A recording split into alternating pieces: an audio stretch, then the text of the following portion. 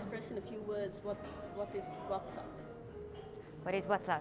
WhatsApp is a messaging app, and it's focused in one-to-one communications, but there are many groups, so people can actually communicate in big groups of up to 256 people. Mm-hmm. And Should we do it again? No, it's fine.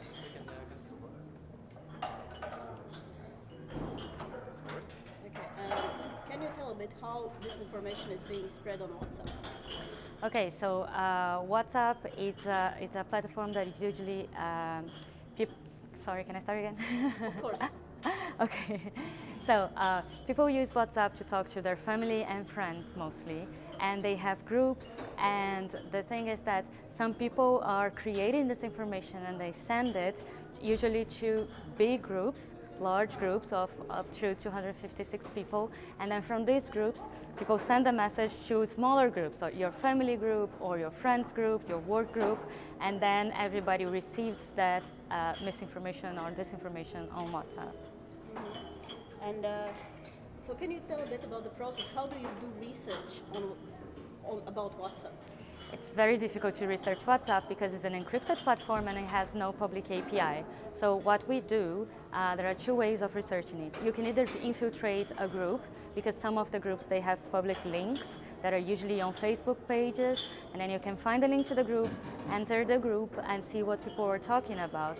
Or what other people do is that they ask people to send the messages they are receiving. If they think the content might be false, if they think there's something wrong with the content, they send it usually to fact checkers, and then you can see what fact checkers are receiving, and then you can try to understand these messages. The problem is that there's no way to know. It's really, really difficult to track the spread of a message. So if we want to identify and see who was the first person to post a message, where did it come from, what was the impact and the reach, it's all very, very difficult to know. And you were telling a bit about the ethical challenges that you're having in researching WhatsApp. Yes, it's difficult to research because it's private. So if you join a group, there's a public link, but if you join and you are a researcher, if you don't announce that you are a researcher, that could be a problem. But also if you announce, the conversation is going to change. So one thing that people are doing, researchers are doing, is that they are not publishing any information that can lead to the identification of the person who is in this group. So they don't publish their names, they don't publish their phone numbers, usually they don't even publish the name of the public group.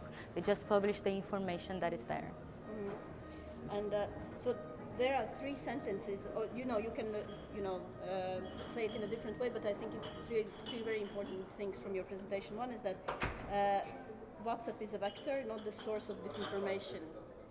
Yes, WhatsApp, we cannot say that there was disinformation in Latin America because of WhatsApp.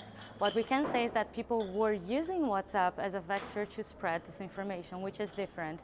And this, it's related, part of that is related to the structure of the app. So it's an encrypted platform, which is very good for disinformation actors because they know they are kind of protected, that it's very difficult to go back to them.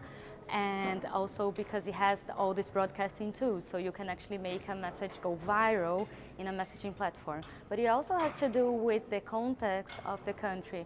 So for instance, in Brazil, there was a lot of trust in institutions was very, very low. There was a lot of polarization. And when you ask people what they trust their family and they trust their friends. And these are the people that are on WhatsApp. So on WhatsApp, they are receiving messages that they think is coming from their family and friends. So they trust their family and friends, they trust the message. Okay, and talking about narratives, can you talk about this a bit?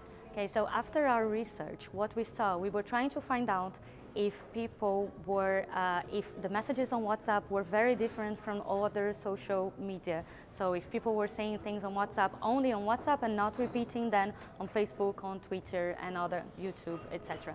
What we found out that they're saying basically the same things, but sometimes with different language. Sometimes it's like a meme or a picture and not a text, but it's basically the same narrative. So what we think is that it makes more sense to debunk the narratives, to talk about how these narratives are false, than trying to tackle each one of the messages on WhatsApp, because this job can be endless and it's going to take forever, and you actually can amplify these messages that are not true. So if you just go to the narrative, and if people know that the narrative doesn't make sense, they are going to be aware that when they receive something that is related to this narrative, that this is not true as well.